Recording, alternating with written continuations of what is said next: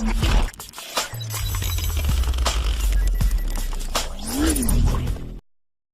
আমি আপোনালোকক দেখুৱাম বিশুদ্ধ খোৱা পানী যোগানৰ নামত গহপুৰ জনস্বাস্থ্য কাৰিকৰী বিভাগৰ জনগণক প্ৰশাসনৰ নমুনা।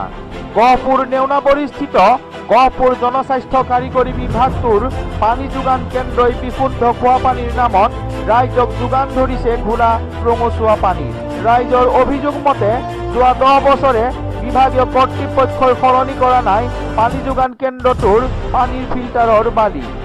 আনহাতে উক্ত পানী যোগান কেন্দ্ৰটোৱে যোগান ধৰা পানী খাই ৰোগাক্ৰান্ত হোৱাৰ সম্ভাৱনাহে অধিক বুলি একাংশ ৰাইজে মত পোষণ কৰে। আমাৰ দেওনাবৰী পানী যোগান আঁচনি, এই পানী যোগান আঁচনি আপোনাৰ আজি 20 বছৰমান হ'ল। প্ৰথমতে পানীটো ঠিকে পাই আছিল, তাৰপিছত যেতিয়া নদী আহি অলপ বেয়া কৰিলে। বেয়া কৰাৰ পিছৰ পৰা আৰু নদী অহাৰ পিছৰ পৰা ইয়াত বালি, নতুন বালি আজিলৈকে পৰা নাই, আৰু বালি নপৰা বিনিময়ত ফিল্টাৰত পৰা নাই। আৰু বালিটো নিদিয়াৰ কাৰণে এতিয়া পানীটো মানে একদম বহুত লেতেৰা আৰু এই পানীটো আশাতে মানুহে দমকল বা কুঁৱাও ব্যৱস্থা কৰা নাই।